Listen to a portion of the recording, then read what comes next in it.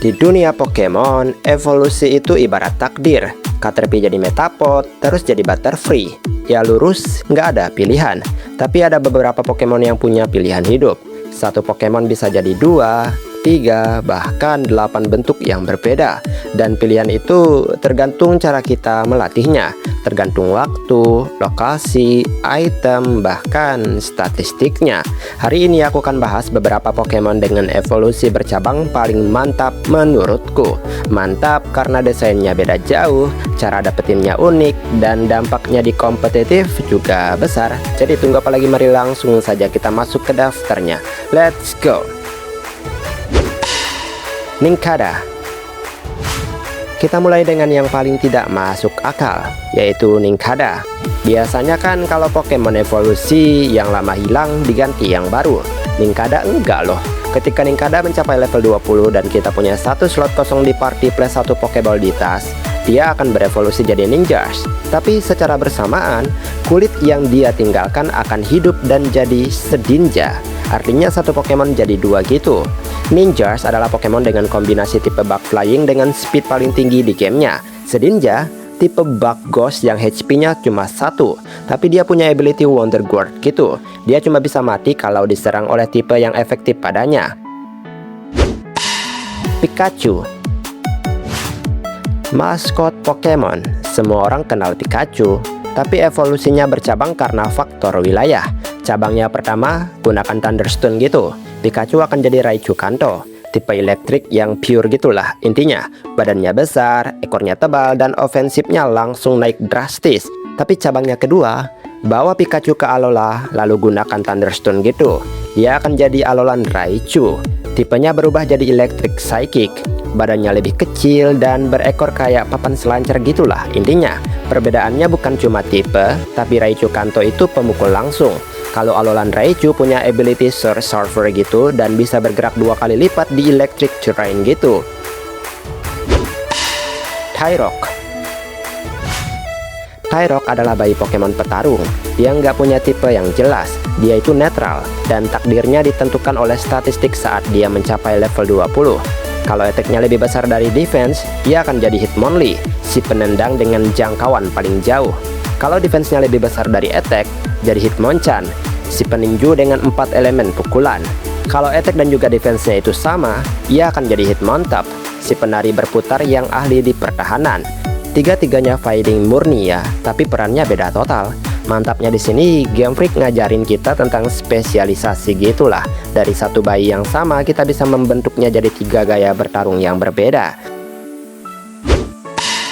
Gumi. Gumi bisa berevolusi jadi Sliggoo. Nah, dari Sliggoo ini juga akan berevolusi bercabang gitulah. Intinya, tergantung wilayah juga. Sliggoo adalah siput dragon. Untuk berevolusi jadi Goodra, dia harus naik level di atas 50. Dan harus sedang hujan gitulah. Intinya, ya tanpa hujan dia nggak akan berevolusi. Itu versi Kalos ya. Kalau di Hisui region, ceritanya beda. Kalau Sliggoo berevolusi di wilayah Hisui, dia akan jadi Hisuian Goodra. Perbedaannya ini signifikan. Goodra biasa itu pure tipe Dragon, dan Hisuian Goodra itu punya kombinasi tipe Dragon Steel. Poliwhirl. Ini contoh klasik evolusi bercabang lewat item. Poliwhirl itu punya spiral di perutnya, tapi mau jadi apa spiral itu ya tergantung batu yang kita kasih. Kalau misalnya Water Stone, ia jadi Poliwhirl, tipe water fighting, ototnya kekar, dia petarung yang main di air. Kalau dikasih King Rock, lalu lakukan trade gitu, ia akan jadi Politoed, tipe pure water gitu. Badannya bulat, suaranya nyaring, dia ini pemimpin katak gitulah. Ya secara kompetitif bedanya jauh ya. Dewott. Starter generasi kelima ini yaitu Dewott kalau berevolusi di Unova akan jadi Samurott, tipe water pure gitulah. Dia kesatria dengan pedang di lengannya. Gaya bertarungnya elegan dan terhormat. Tapi bawa Dewott ke Hisui region dan biarkan dia berevolusi, karena dia akan jadi Hisuian Samurott. Tipenya jadi water dark gitu. Pedangnya sekarang ada 3 dan dia pakai gaya bertarung kejam gitu. Ya perubahan tipe ini mengubah total perannya. Samurott biasa itu physical tank ya. Hisuian Samurott itu physical sweeper. Mantapnya evolusinya ini bercabang untuk menunjukkan bagaimana budaya mempengaruhi Pokemon. Dartrix. Lanjut starter generasi ke-7. Dartrix berevolusi jadi Decidueye, burung hantu pemanah gitulah, tipe Grass Ghost, dan dia menembak bulu dari jarak jauh dan bisa menghilang kayak hantu. Di Hisui region, Dartrix berevolusi jadi Hisuian Decidueye, tipenya jadi Grass Fighting. Dia bukan lagi pemanah, dia jadi pendekar gitu. Dia menendang dan memotong dengan bulu kakinya gitulah. Intinya, ini cabang evolusi paling kontras ya. Yang satu special attacker jarak jauh, yang satu physical attacker jarak dekat. Quilava.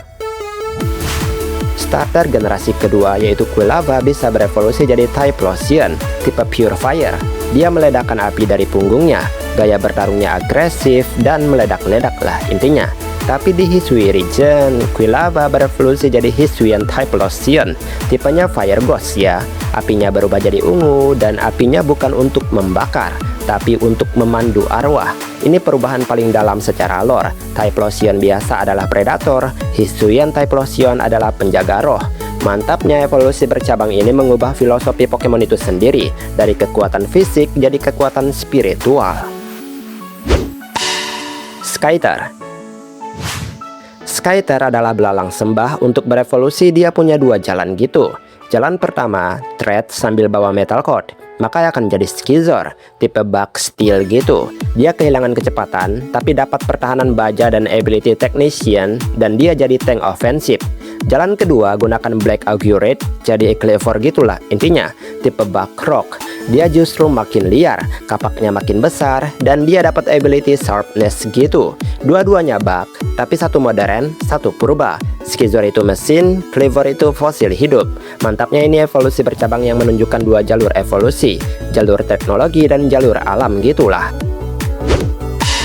Eevee. Dan puncaknya raja dari semua evolusi bercabang tentu saja Eevee. Tidak ada Pokemon lain yang punya pilihan sebanyak ini.